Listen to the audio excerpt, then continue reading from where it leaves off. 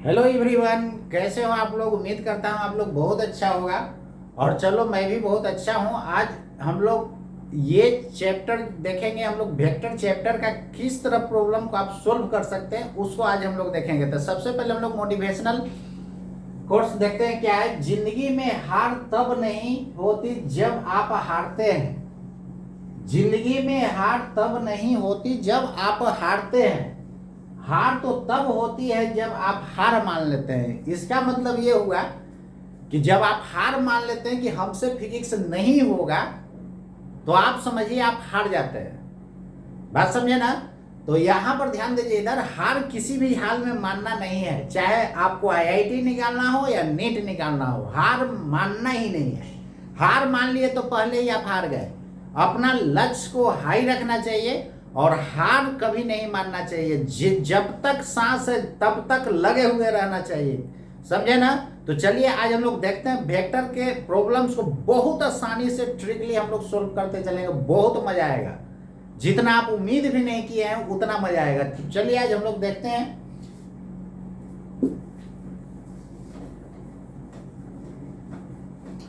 सबसे पहले देखिए, इस टाइप का प्रॉब्लम जो है हमेशा आते रहता है।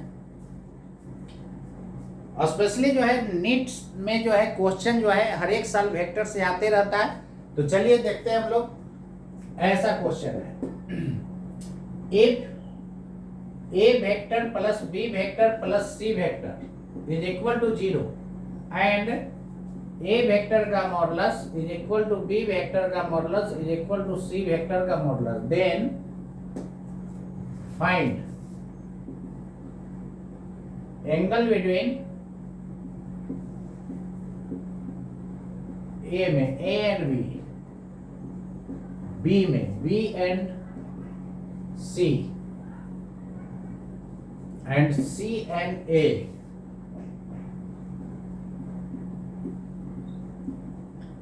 D में A cap and B cap, E में 2A cap and 10B cap, F में 10B cap and -5C cap, G में 100A and -50B,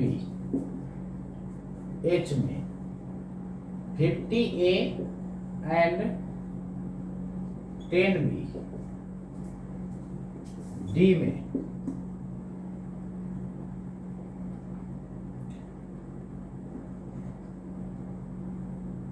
2A cap and 3C cap, E में -2B cap and -30C cap.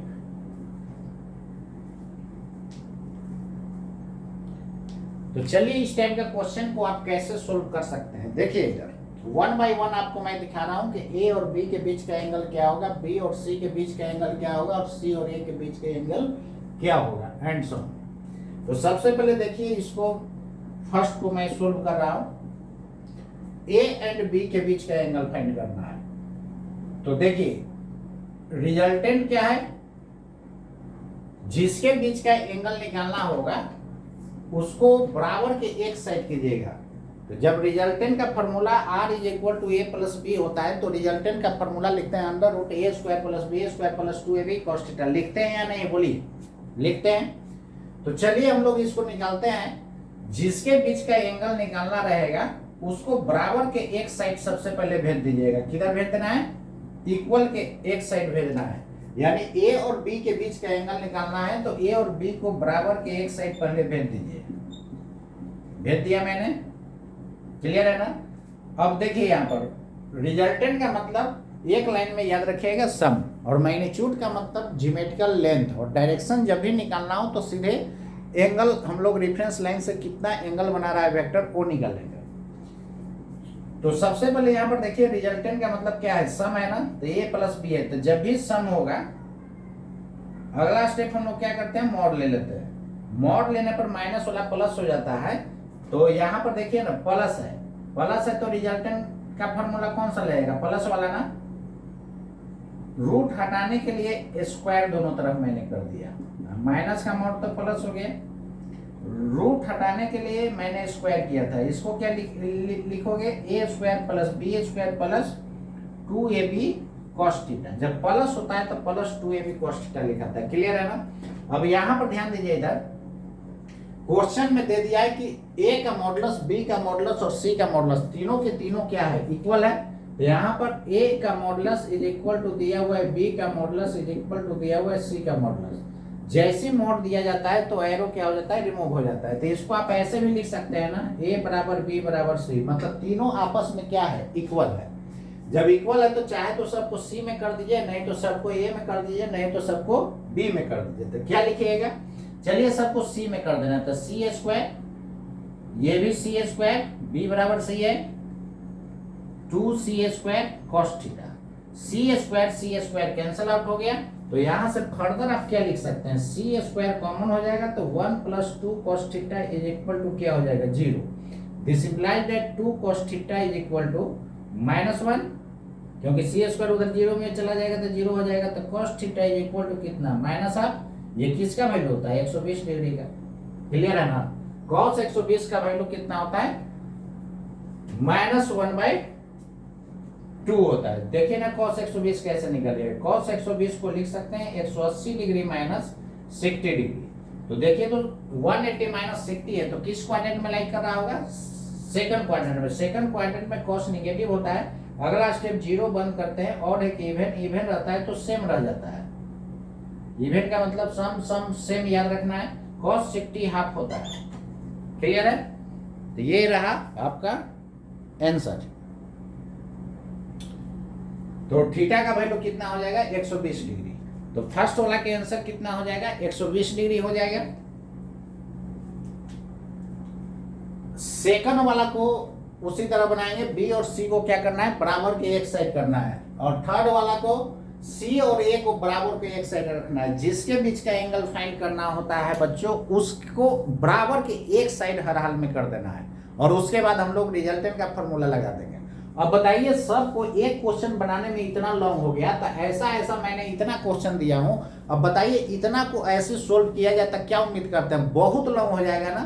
तो चलिए इसका alternative उपाय हम आपको बताते हैं। ऐसे जितना भी बुक्स और इंस्टीट्यूट के मटेरियल्स को देखिएगा तो सारा इसी तरह सोल्व करता है। क्लियर है ना। तो चलिए आज हम एक नया ट्रिक्स बताते हैं कि उसको इजीली आप कैसे बना सकते हैं। इतना क्वेश्चन को बस इतना एक क्वेश्चन में टाइम लग गया है ना, इससे आधा में टोटल बन जाएगा। लेकिन जब इस मेथड से आप बनाते हैं, ये बुक में इसी तरह से बनाया गया है, बुक में बनाया गया, फिर इंस्टीट्यूट के मटेरियल्स में बनाया गया है, और बहुत सारे टीचर्स लोग भी इसी तरह बनाते हैं, जिसके कारण ये बहुत लॉन्ग हो जाता है। तो इतना लॉन्ग बताइए कहां तक हम लोग क्वेश्चन लिखे हैं। एच के बाद आई के बाद जे क्वेश्चन तक है। जे क्वेश्चन तक क्या उम्मीद करते हैं, बहुत लॉन्ग हो जाएगा ना, काफी लॉन्ग हो जाएगा। इसलिए चलिए हम लोग अल्टरनेटिव मेथड देखते हैं। बहुत आसान मेथड है, वो किसी भी बुक में या इंस्टीट्यूट के मटेरियल में वैसा मेथड नहीं दिया है, लेकिन उससे बहुत आसानी से सॉल्व होता है। चलिए अभी आप बताते हैं हम लोग। इसको नोट कर लिए हैं। तो इस मेथड से यदि बनाते हैं तो बस यही बात माइंड में रखना है कि जिसके बीच का एंगल फाइंड करना होता है, सबसे पहले बराबर को उसको एक तरफ कीजिए। उसके बाद हम लोग दोनों तरफ मॉडुलस डाल देंगे, रूट हटाने के लिए स्क्वायर कर देते हैं, और फॉर्मूला हम लोग रिजल्टेंट वाला सीधे लगा देते हैं। जब प्लस होगा बीच में तो प्लस 2ab cos थीटा लिखाएगा, यदि माइनस होगा तो माइनस 2ab cos थीटा लिखाएगा। क्लियर है ना।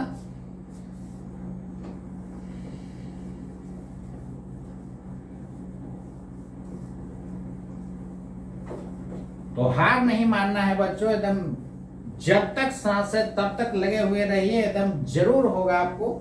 और थोड़ा मन से लगिए, कैसे नहीं होगा, आप ही लोग में से निकालता है और अच्छा रैंक भी लाता है। तो कोशिश करना है कि हार नहीं मानना है, मजा से खूब पढ़ना है और इंटरेस्ट ले करके पढ़ना है। जैसे कि 3 इडियट्स में दिखाया था, किताबी कीड़ा नहीं बनना है, एकदम मजा लेते हुए पढ़िए, खूब मजा आएगा फिजिक्स में। इतना मजा आता है फिजिक्स में कि दूसरा सब्जेक्ट पढ़ने में बोरिंग लगेगा, लेकिन ये बहुत मजा आता है। लेकिन आप स्कोरिंग पेपर को अच्छा रखिएगा, जैसे जूलॉजी बॉटनी है, इसको हर हाल में आप 2 टंच रखिएगा, कोशिश कीजिएगा 95% प्लस आना चाहिए। 100% आता है नो प्रॉब्लम, क्लियर है ना। लेकिन 95% से नीचे आएगा तो आप समझिए आप बहुत पीछे जा रहे हैं, आपका अच्छा रैंक नहीं आ पाएगा, क्लियर है ना।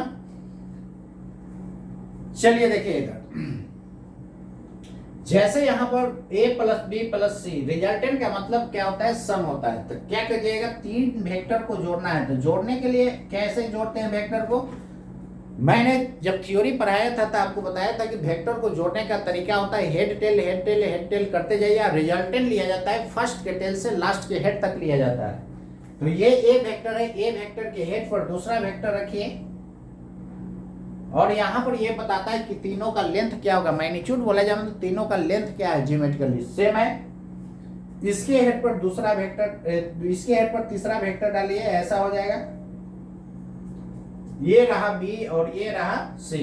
अब देखिए बच्चों, यहाँ पर फर्स्ट का टेल यहाँ पर है, लास्ट का हेड यहाँ पर है। तो रिजल्टेंट कहां से कहां लिया जाता है, फर्स्ट के टेल से लास्ट के हेड तक मिलाने वाला लाइन रिजल्टेंट देता है। तो फर्स्ट का टेल यहाँ पर है, लास्ट का हेड वहां पर कोइंसाइड कर गया, तो दोनों को मिलाने वाला लाइन की लंबाई बच्चों क्या होगा, 0 हो जाएगा। इसलिए बोला जाता है कि रिजल्टेंट क्या हो जाएगा, 0 हो जाएगा। जब रिजल्टेंट 0 हो जाएगा, रिजल्टेंट का मतलब क्या बताया गया था, सम बताया गया था। तीनों का सम क्या होना चाहिए, 0 होना चाहिए ना। क्यों, क्योंकि रिजल्टेंट का मतलब होता है सम, तीनों का सम 0 होना चाहिए। क्वेश्चन के अनुसार वैलिड होना है कि नहीं। और जितना लेंथ ये इसका है उतना ही लेंथ इसका है, उतना ही लेंथ इसका है। तीनों का लंबाई क्या है, सेम है अकॉर्डिंग टू क्वेश्चन। मॉड देने पर एरो क्या हो जाता है, रिमूव हो जाता है। तो ए बराबर बी बराबर सी, क्लियर है। अब यहाँ पर तीनों जब सेम हो जाएगा तो यहाँ पर ये एंगल कितना हो जाएगा बताइए, 60 डिग्री, क्योंकि इक्विलैटरल ट्रायंगल बन जाएगा। दो वेक्टर के बीच का एंगल आपको मैंने बताया था कि जब भी लिया जाता है तो टेल टेल या हेड हेड लिया जाता है। हेड टेल कभी वेक्टर नहीं लिया जाता है, इसको ध्यान रखिएगा। हेड टेल जिंदगी में कभी भी वेक्टर के बीच का एंगल नहीं लिया जाता है। जब भी लेते हैं तो आइदर टेल टेल और हेड हेड। लेकिन जब हेड टेल एंगल होता है तो आपको मैंने बताया था कि 180 में से उसको घटा दीजिएगा हेड टेल एंगल को, तो वेक्टर के बीच का एंगल देता है। तो यहां पर देखिए ए और बी के हेड टेल, ए का हेड है, बी का टेल है, हेड टेल एंगल 60 डिग्री है। तो वेक्टर के बीच का एंगल निकालने के लिए 180 में से क्या कर देंगे, हेड टेल एंगल को घटा देना है। तो कितना आ जाएगा, 180 डिग्री माइनस 60 डिग्री, 120 डिग्री आ गया कि नहीं बोलिए। तो उतना लॉन्ग जो बना है यहाँ पर डायरेक्ट फिगर बनते हैं, आंसर आ गया कि नहीं। इसको कैसे हम लोग करते हैं, देखिए ना, ए को वेक्टर को आप पैरेलल वेक्टर को तो कहीं भी शिफ्ट कर सकते हैं। अब देखिए ए वेक्टर का ये टेल और बी का भी हेड, टेल टेल एंगल 120 बन रहा है कि नहीं। और नहीं तो मैंने बताया था कि जब भी दो वेक्टर के बीच का एंगल लिया जाता है तो आइदर टेल टेल या हेड हेड लिया जाता है। यदि हेड टेल एंगल है और टेल टेल और हेड हेड नहीं बन रहा है तो हेड टेल एंगल जितना दिया हुआ है उसको 180 में से घटा दीजिएगा हेड टेल एंगल को, तो वेक्टर के बीच का एंगल आ जाएगा। तो यहाँ पर ए और बी के हेड टेल एंगल कितना, 60 डिग्री है। तो टेल टेल एंगल कितना, 120 आ गया। कैसे 120 निकालिएगा, 180 पूरा है तो 180 में से हेड टेल एंगल घटा दीजिएगा तो ये एंगल आ जाएगा कि नहीं बोलिए। तो इसका आंसर कितना हो गया, 120 डिग्री, क्लियर है। इसका आंसर, इसका भी 120 आ जाएगा। क्यों आएगा, क्योंकि देखिए बी और सी का, बी का हेड और सी का टेल मैच कर रहा है। बी और सी के बीच का एंगल 60 डिग्री है, हेड टेल एंगल है। तो वेक्टर के बीच का एंगल 180 डिग्री में से हेड टेल एंगल को क्या कर देना है, घटा देना है। 180 degree minus head tail angle, ये फॉर्मूला आपको मैंने बताया था। तो head tail angle is equal to कितना हो जाएगा, 60 डिग्री, सॉरी 120 डिग्री। 180 डिग्री में से हेड टेल एंगल को घटा देना, वही एंगल बिटवीन वेक्टर से दे देगा। अब चलिए सी और ए के बीच का एंगल देखिए, ये भी हेड टेल एंगल बन रहा है। तो इसमें भी 180 डिग्री में से हेड टेल एंगल को घटाना होगा तो आ जाएगा कितना, 120 डिग्री। अब चलिए ए कैप और बी कैप के बीच का एंगल, तो जिधर ए वेक्टर का डायरेक्शन होता है वो उधर ही ए कैप का डायरेक्शन होगा, जिधर बी वेक्टर का डायरेक्शन होगा उधर बी कैप का डायरेक्शन। क्यों, क्योंकि यूनिट वेक्टर डिफाइन होता है वेक्टर में उसके मैग्नीट्यूड से क्या कर दिया जाता है, डिवाइड। तो जिधर ए का डायरेक्शन होगा वो इधर ही ना ए कैप का डायरेक्शन होगा, तो ए कैप का डायरेक्शन इधर, बी कैप का डायरेक्शन उधर, तो एंगल बदल जाएगा कि वही रहेगा, वही रह जाएगा ना, यानी ये भी 120 डिग्री। चलिए ए कैप क्या है, यूनिट वेक्टर है। यूनिट वेक्टर का मैग्नीट्यूड क्या होता है, 1 होता है, तो 1 में 2 से गुना कर देंगे तो उसका लंबाई 2 गुना हो गया। और बी में 10 से गुना कर दिए तो इसका लंबाई कितना हो गया, 10 टाइम्स हो गया। तो एंगल बदल जाएगा कि वही रहेगा ना, एंगल वही रहेगा 120 डिग्री। क्लियर है?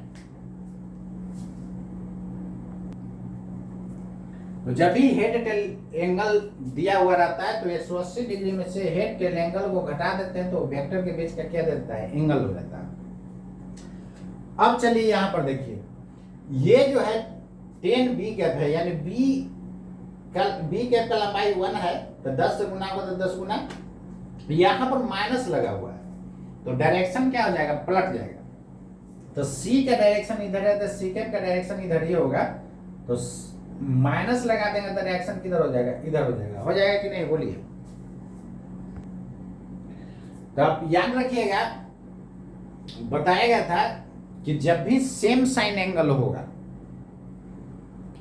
तो सेम साइन होगा तो सेम एंगल, अपोजिट साइन होगा तो 180 में से सेम साइन वाला एंगल को घटा दीजिएगा। यहां पर देखिए बी कैप और सी कैप ये दोनों का साइन क्या है, अपोजिट है ना, तो सेम साइन वाला एंगल कौन था, बी और सी के बीच 120 था। सेम साइन एंगल 120 है, तो अपोजिट साइन वाला में क्या करना है कि 180 डिग्री में से उसको घटा देना है, सेम साइन एंगल।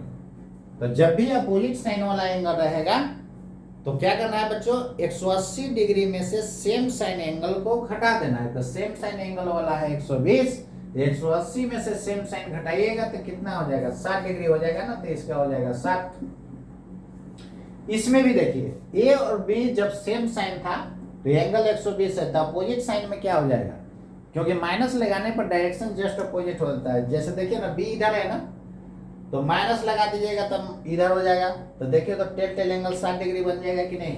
तो याद रखिएगा, सेम साइन एंगल जितना दिया हुआ है, जब अपोजिट साइन रहेगा तो 180 में से सेम साइन एंगल को घटा देना है। क्या बात समझे, जब सेम साइन एंगल दिया हुआ है तो अपोजिट साइन वाला एंगल निकालना होगा, तो 180 में से 180 में से सेम साइन वाला एंगल को घटा देंगे तो अपोजिट साइन के बीच जो एंगल होगा वो दे देगा। और हेड टेल एंगल यदि पता है और वेक्टर के बीच का एंगल निकालना है तो उसको भी 180 में से घटा देंगे तो आपको वेक्टर के बीच का एंगल दे देगा।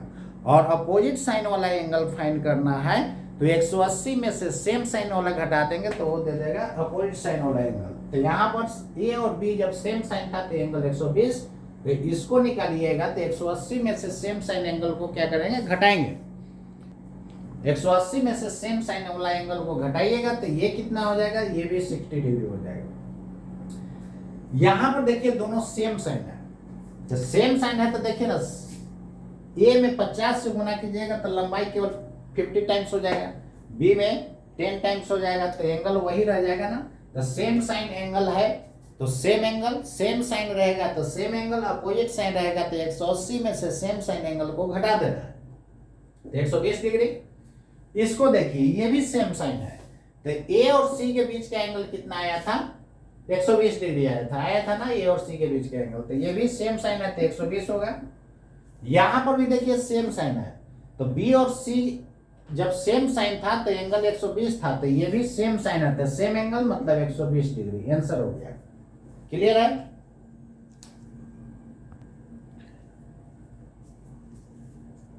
अब बताइए, फर्स्ट मेथड वाला से ये कितना शॉर्ट है, इतना ही में सब क्वेश्चन बन गया, लेकिन फर्स्ट वाले मेथड से हम बनाते हैं वही सब जगह फॉलो किया जाता है। बुक में देखिए, क्वेश्चन बैंक में देखिए, एवरीवेयर वही आपको मिलेगा।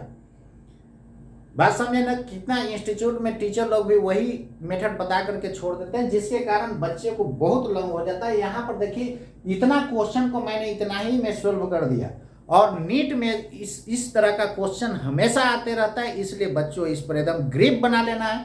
और आईआईटी में रेयर केस में आता है, लेकिन नीट वालों को हमेशा आते रहता है, इसलिए हर हाल में वो रेडी कर लीजिएगा। और इस तरह के क्वेश्चन पर प्रैक्टिस कीजिएगा। मेरा क्वेश्चन पर हमेशा प्रैक्टिस कीजिएगा, क्योंकि इस टाइप का क्वेश्चन जो है किसी बुक में इतना तरह से क्वेश्चन नहीं दिया हुआ रहता है, एक दो तरह के दे देता है, बाकी छोड़ छाड़ देता है। ये कितना डिटेल से आपको मैंने बताया, इसको एकदम ऑनेस्टली आप कीजिए, हार मत मानिए। कैसे नहीं होगा नीट और आईआईटी, बस मेरे साथ आप जुड़े हुए रहिए, कैसे नहीं होगा।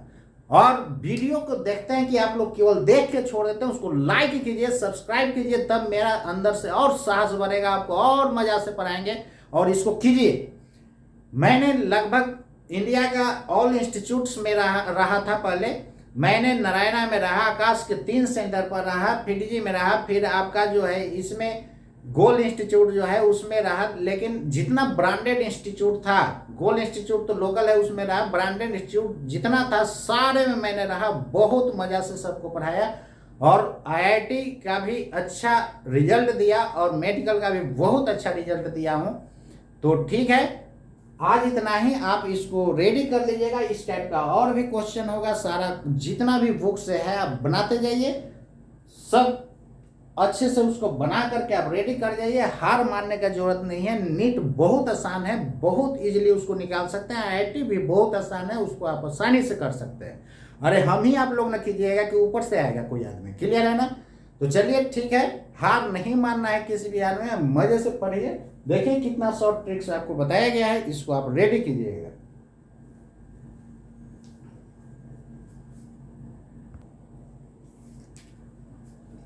अब देखिए बच्चों, यदि हम फर्स्ट मेथड से ही, जैसे बुक में जिस तरह सोल्व किया जाता है उसी मेथड से यदि आपको हम बताते तो निश्चित रूप से आपको फिजिक्स बोरिंग फील करता। सब जगह एवरीवेयर देखिएगा उसी फर्स्ट मेथड से सोल्व किया जाता है, रिजल्टेंट वाला फॉर्मूला लगा करके बनाया जाता है, और बच्चा जो है बोरिंग फील करना शुरू कर देता है। अब बताइए, इतना क्वेश्चन को हम सोल्व करते तो कम से कम 4-5 पेज तो पक्का जाता है, एकदम श्योर है, निश्चित रूप से जाता है। क्योंकि एक बनाए तो वही आपका जो है पूरा बोर्ड भर गया था एक ही क्वेश्चन बनाने में। लेकिन इतना क्वेश्चन बनाते तो निश्चित रूप से 4-5 पेज जाता। इसलिए उस मेथड को हम लोग जो है छोड़ करके एक इस तरह के मेथड से हम लोग सोल्व करेंगे।